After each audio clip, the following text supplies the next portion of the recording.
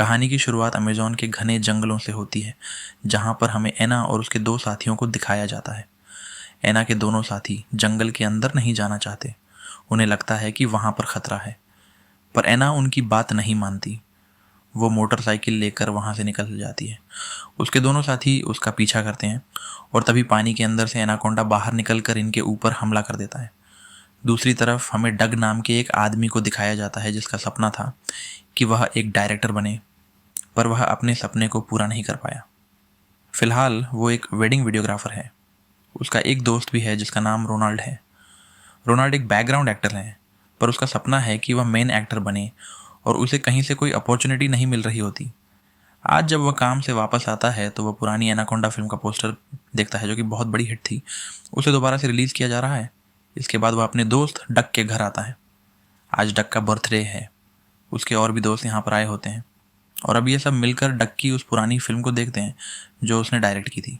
ये फिल्म एक मॉन्स्टर की होती है।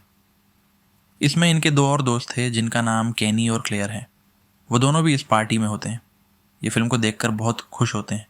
इनके अतीत की यादें ताज़ा हो जाती हैं। अगले दिन रोनाल्ड अपने तीनों दोस्तों को एक रेस्टोरेंट में ले जाता है जहाँ पर ये सब के सब एनाकोंडा मूवी को डिस्कस करते हैं, क्योंकि 1997 में जो एनाकोंडा आई थी ये उसके बहुत बड़े फ़ैन होते हैं। और अब रोनाल्ड सबको बताता है कि एनाकोंडा मूवी एक नवेल के ऊपर लिखी गई थी, जो नवेल एक जापानीज़ राइटर ने लिखी थी। कुछ ही दिन पहले एक स्टूडियो में मैं उस राइटर की वाइफ से मिला था जिससे मैंने इस फिल्म के राइट्स को ख़रीद लिया।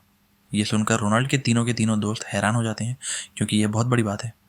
रोनाल्ड कहता है कि हम एनाकोंडा पर जल्द ही फिल्म बनाएंगे, लेकिन डॉग इसके लिए मना कर देता है।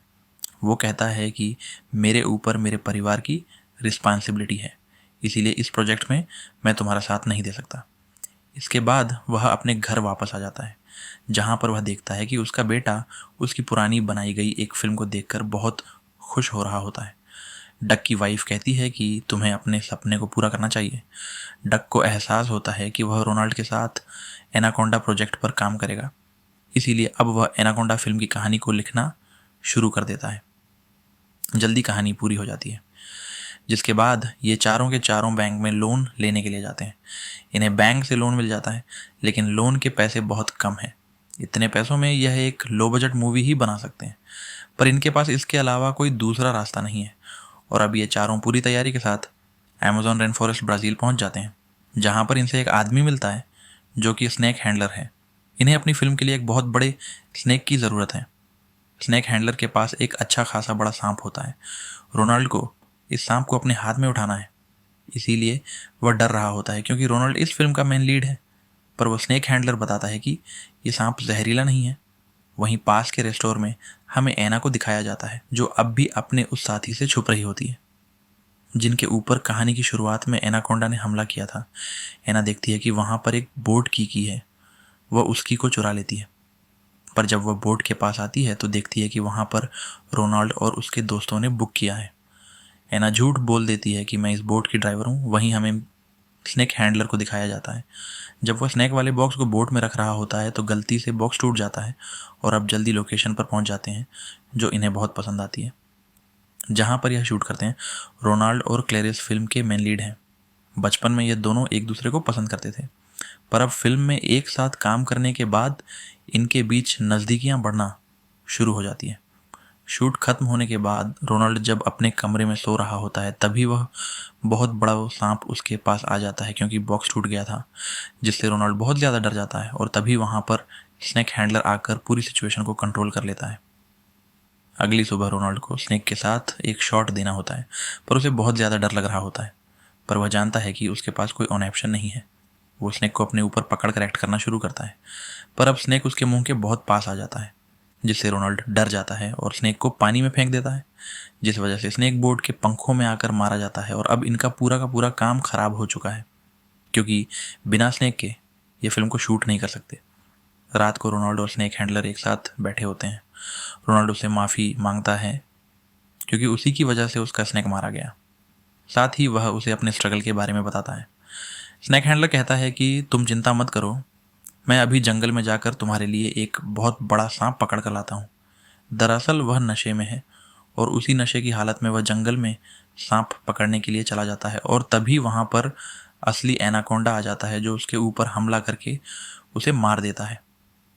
स्नेक हैंडलर जब बहुत देर तक बोट में वापस नहीं आता तो सबके सब परेशान हो जाते हैं और अब ये सारे के सारे मिलकर उसे जंगल में ढूंढने के लिए निकल पड़ते हैं।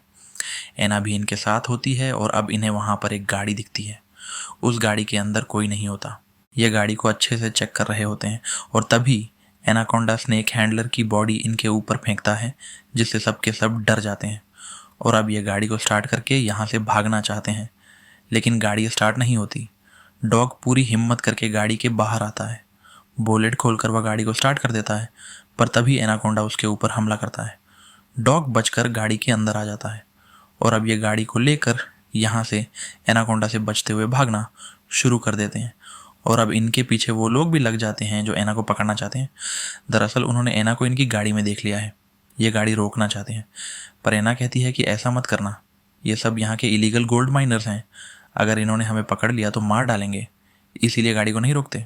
जिसके बाद इन्हें गाड़ी में गन मिल जाती है और एना उस गन से सबको शूट करना शुरू कर देती है और जब वह ऐसा कर रही होती है तो कैनी उसे रिकॉर्ड कर लेता है। डक भी उससे बहुत ज़्यादा इंप्रेस है। ये जल्दी उनसे बचकर निकल जाते हैं। बोट पर वापस पहुंचने के बाद एना कहती है कि मैं सबको यहाँ से आराम से निकाल सकती हूँ। आधा दिन की दूरी पर एक एयरपोर्ट है जहाँ से हम निकल सकते हैं, पर यहाँ से अगर ये निकल गए तो इनकी फिल्म पूरी नहीं हो सकती, जिससे सबके सब बर्बाद हो जाएंगे। पर इनके पास अपनी जान बचाने के अलावा इस वक्त कोई दूसरा रास्ता नहीं है और डग एना से कहता है कि मैं चाहता हूँ कि तुम भी हमारे साथ हमारी फिल्म में एक्ट करो। वो उसके लिए कुछ सीन्स लिखता है। एना उसकी बात मान जाती है। वो एना के लिए कुछ खास सीन्स लिखता है जिन्हें वह अगले दिन शूट करता है और जब रोनाल्ड देखता है तो उसे बहुत गुस्सा आता है क्योंकि जो उसके सीन्स थे उनमें से ज़्यादातर सीन अब एना के ऊपर शूट हो रहे होते हैं। इसीलिए डक और रोनाल्ड के बीच में बहस होना शुरू हो जाती है। तभी इनके पीछे एक और शिप आ जाता है जिसमें बहुत बड़े बड़े एक्टर्स होते हैं।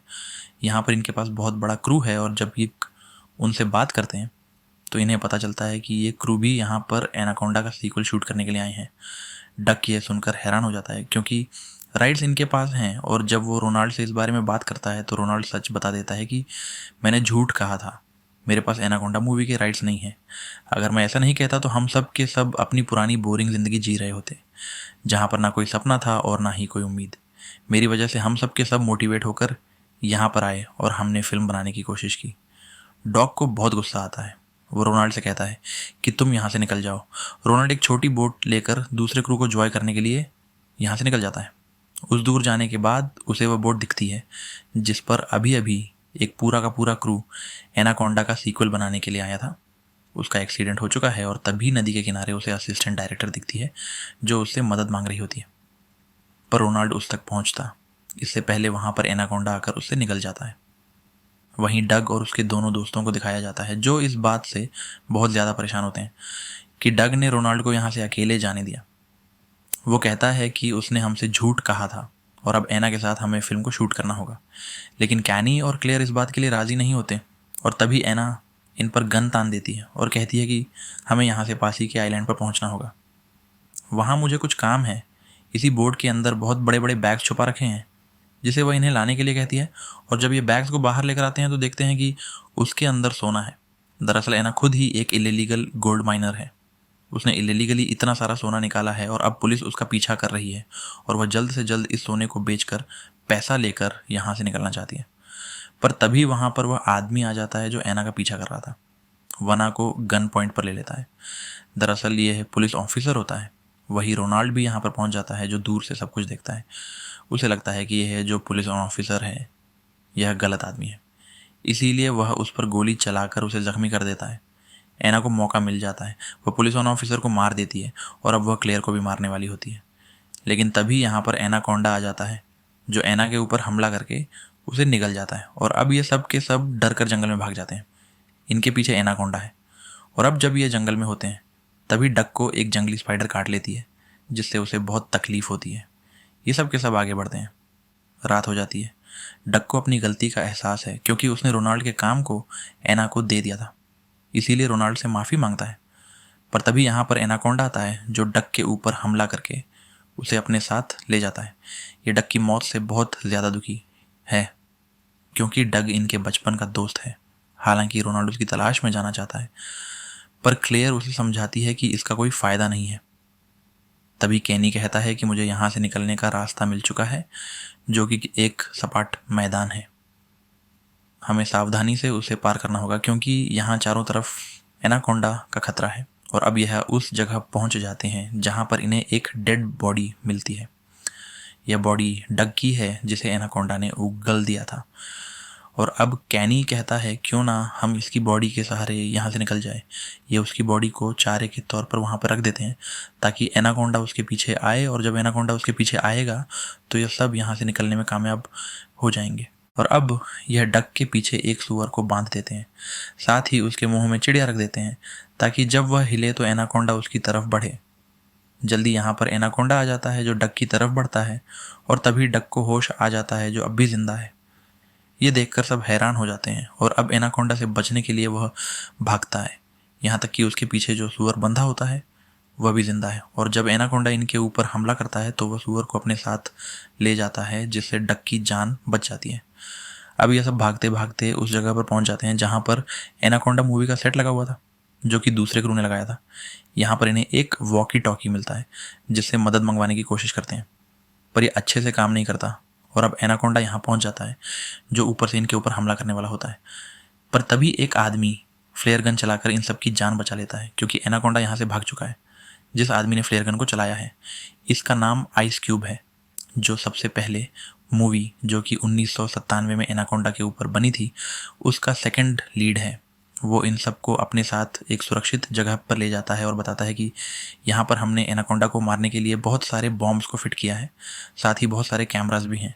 पर एनाकोंडा ने इस जगह पर हमला करके हर एक चीज़ को बर्बाद कर दिया है। ना ही हम बॉम्ब ब्लास्ट कर सकते हैं, क्योंकि इस वक्त एनाकोंडा यहाँ पर नहीं है। साथ ही मेरे क्रू के 2 मेंबर्स भी जंगल में छुपे हुए हैं। मुझे उन्हें बचाने के लिए जाना होगा, जिनमें से एक जेनिफर लोपेज होती है। वो रोनाल्ड को अपनी गन देकर यहाँ से उन्हें बचाने के लिए निकल जाता है। आइस क्यूब के जाने के बाद ये एनाकोंडा को मारने का प्लान बनाते हैं। ये उस जगह पहुंच जाते हैं जहां पर कंट्रोल पैनल है, जिससे ब्लास्ट किया जा सकता है। पर सबसे पहले इन्हें एनाकोंडा को यहाँ तक लाना होगा, इसीलिए डग और रोनाल्ड बाहर जाकर गाड़ी चलाते हैं। गाड़ी की आवाज़ सुनकर एनाकोंडा इनके पीछे आ जाता है। ये गाड़ी को सेट के अंदर ले आते हैं, और जब एनाकोंडा अंदर आता है तो इनके साथ ही कैनी और क्लेयर ब्लास्ट कर देते हैं। पर एनाकोंडा बच जाता है। उसे मारना इतना आसान नहीं है, और अब इन चारों को लगता है कि इन्हें कोई नहीं बचा सकता, क्योंकि एनाकोंडा इनके सामने है। रोनाल्डो अपनी जान पर खेलकर एनाकोंडा के सामने खड़ा हो जाता है। उसके हाथ में गन है। वह कहता है कि मेरे होते हुए तुम मेरे दोस्तों का बाल भी बांका नहीं कर सकते। यही डायलॉग उसने उस फिल्म में कहा था, जो कि बचपन में डग ने बनाई थी। इसके बाद वह अपनी फ्लेयर गन से वहाँ पर रखे हुए सिलेंडर्स के ऊपर फायर करता है, जिससे एक बहुत बड़ा ब्लास्ट होता है। ये ब्लास्ट इतना बड़ा होता है जिसमें एनाकोंडा मारा जाता है, और इस तरह से इन चारों की जान बच जाती है। इन्होंने जो फिल्म शूट की होती है, ये अपने फ्रेंड्स को, फैमिली को दिखाते हैं।